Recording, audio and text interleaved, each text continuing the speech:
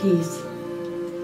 Sometimes when I look at all the images around Christmas and see the snow-covered mountains and the children making the angels, it fires up that idea of peace for me. And what I know is that this time of year, there are symbols of magic and miracles and peace everywhere we look. Isn't that the truth? This is a season when we remind ourselves and each other and the world in general of the possibility of peace. All kinds of peace. Inner peace, outer peace, like the peace that Terry sang about, the peace that Gandhi and Martin Luther King talked about, this peace. But what I know it about my life, I know it about your life because I know a lot of your stories, and I know it about the world because I'm tuned into BBC. I know that right now life just keeps happening all on its own within these wonderful symbols of beauty and miracles and light and peace. Isn't that the truth? It's the truth for me in my life. It's all of it. Like Glenda said, it's all of it at the same time. And so even when we're listening to these songs about it's the happiest time of the year, guess what? It's the most wonderful time of the year. Guess what? It still can be pretty tumultuous, can't it? There still can be a lot of things going on. We still have these feelings that Glenda was talking about. We still have these human experiences that happen without our permission. I mean, really, if you just look at the last couple of weeks and just look at the world situation, my goodness, it's been pretty chaotic, hasn't it? Some pretty interesting things have happened. We've, our national security has been threatened by cyber attacking, right? We've had a giant shift around Guantanamo. Some people are sort of concerned about that. We've normalized our relationships with Cuba. All these things are going on in the happiest time of the year, folks. Right in the middle of the most wonderful time of the year, the situation in Pakistan. All these things are happening right in the midst of this beauty and this grace and the light and the miracles. And so this stuff gets our attention. And if that's not bad enough, well, we all get to go home. We all get to make plans for the holidays, and I'm not speaking of my own family. Well, maybe I am, but I'm speaking in general. Those of you who happen to be in a 12-step program know that the biggest joke is if you think you're there, or you think you're recovered, or you think you're enlightened, just go home for the holidays and be with your family.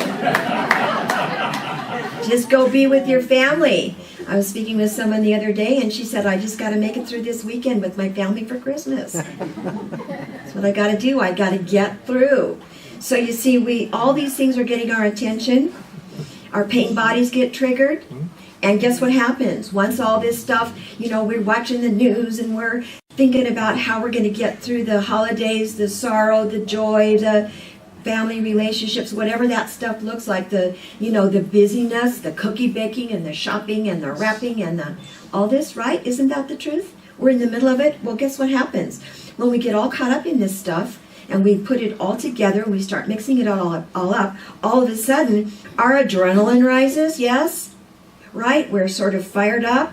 We get tired, we get exhausted, and we forget the truth of our own being that Glenda talked about. We get overwhelmed with all of the stuff of our human experience on the surface of life, don't we?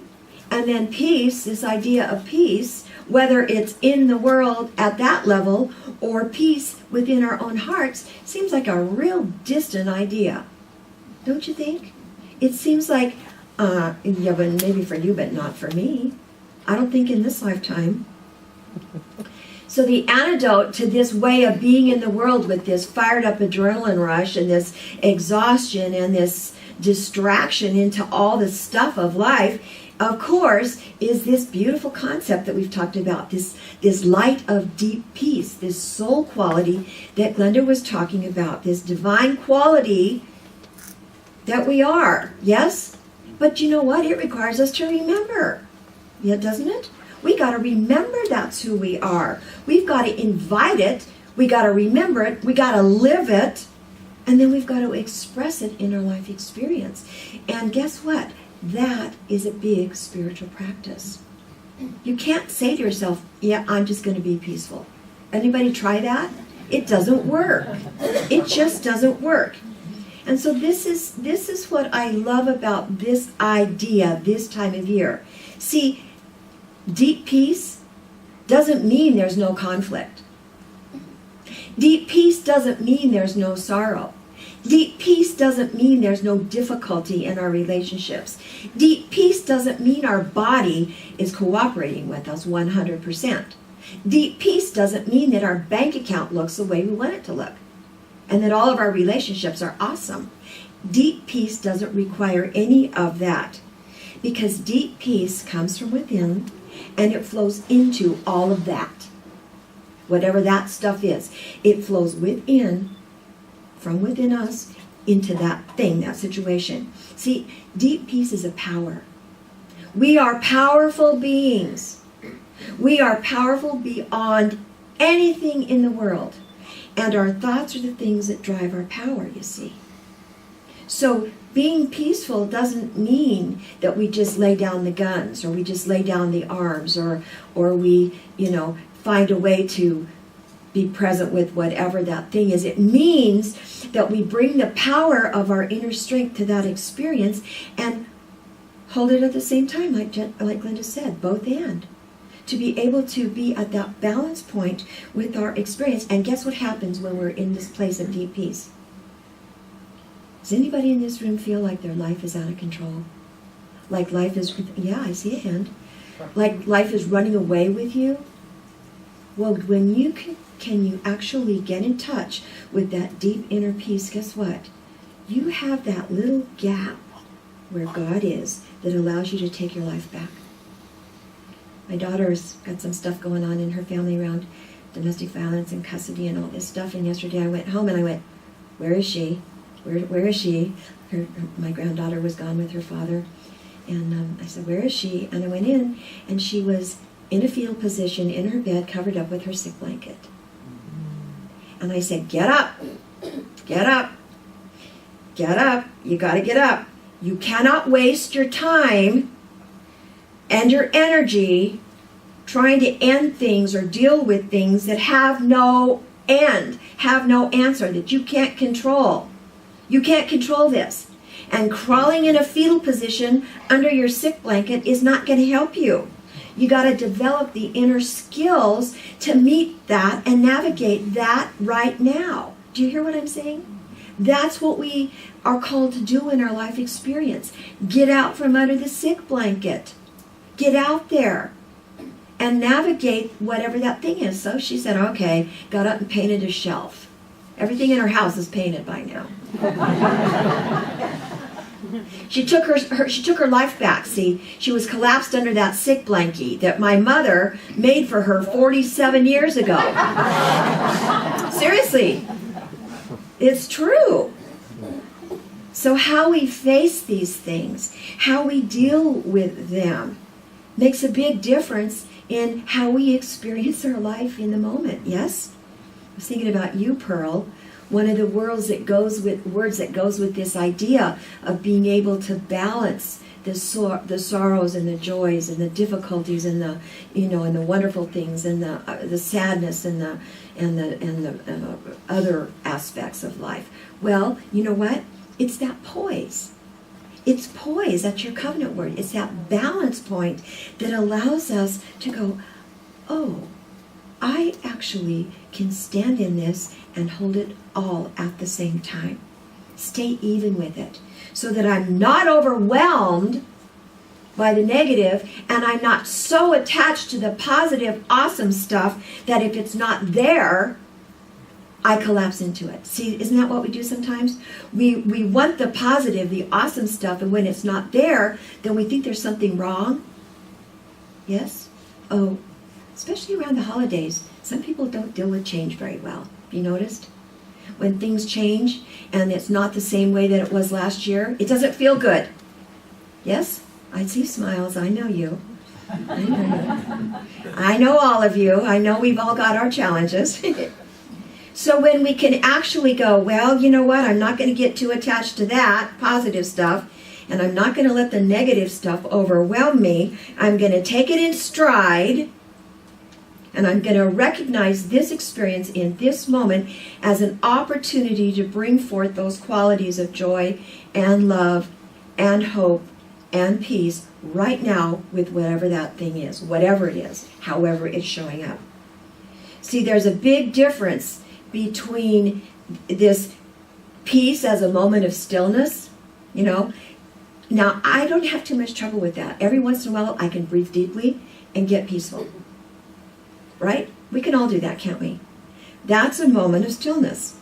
But that's a big difference from having a state of being in peace. This deep peace is a state of being where we've got the capacity to constantly bring ourselves to that place, no matter what, no matter what's going on, to go, oh yeah, that's right, I have the capacity to be peaceful right now within this thing that I don't like. Usually that's why we need to be peaceful, isn't it? We're stuck in something that doesn't feel good. We're stuck in a situation we want to control and absolutely cannot. Stuck in a situation we want to change and cannot. Yes? That's usually what takes us out of our peace.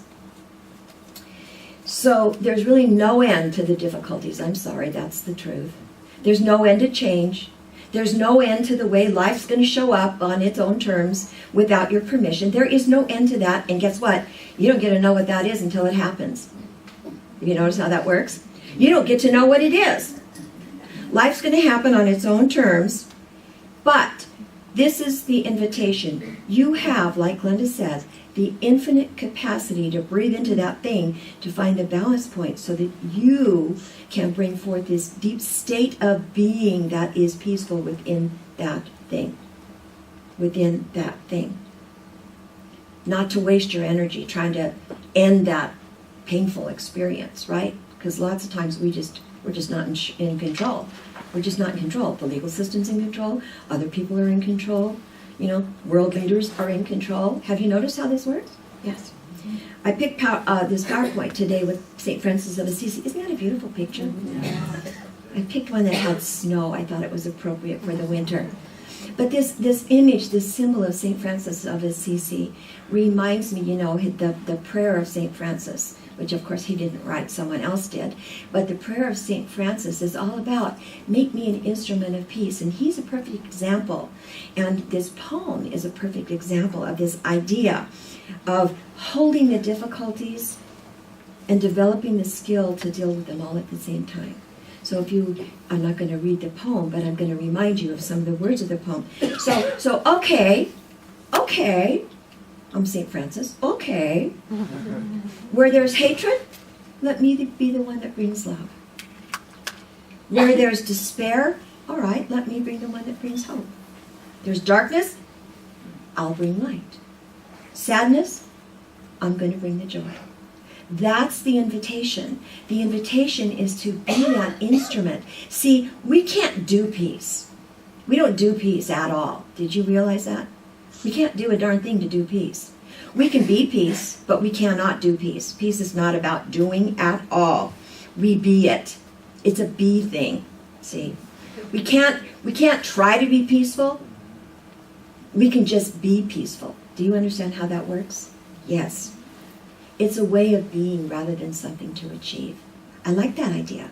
It's a way of meeting our life experience. That deep peace, truth is, when you feel it, it's without effort. Have you ever noticed that? When you recognize that you're peaceful, oh, I've got this calmness. My adrenaline's gone. I'm peaceful. I don't have all that going on. To say yes to whatever's going on and not resist it. That's the whole key right there. Just say yes. And then we have to allow life to be life on its own terms. You know, I like to dominate and control my life because I don't like some of the stuff that goes on. And I want it to be different. But if we get to the place where we can allow it to be as it is and not want it to be different, we don't have to like it. We don't have to like it at all. But if we can do that, somewhere in there is that glimpse We get this little glimpse within that unfolding experience where that peace that passeth all understanding is waiting for us to recognize it, you see. It's always there. It's always been there. It's always ready for us to recognize it. We just need not to be distracted. We need to find that poised point where we go, oh yeah, I can be peaceful right now. This little song, it's a time for peace. Well, guess what? It's always time for peace. It's always time to be peaceful. So this is your invitation. If you feel overwhelmed by the news, by your life, by your family, by your relationships, by your health, by your finances, by your work, by whatever's going on in your life, take your life back. Take your life back. Don't give your life away. Don't give your life away to things that don't benefit you, that don't feel good. Don't waste your energy trying to manipulate and change that thing. Find a way to navigate through that thing in a positive way that brings you a sense of peace. Get out from under the sick blankie and paint a shelf.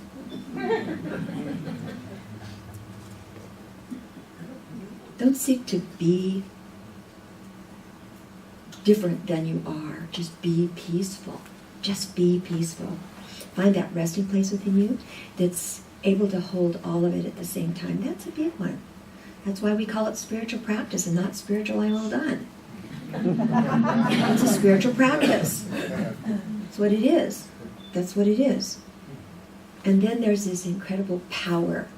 So when you go into your family situation this weekend, and you have to be with those people that sometimes push your button and trigger you, and I see laughter, and I see people thinking about what this is going to look like for them, lots of smiles. Remember, we too can be St. Francis.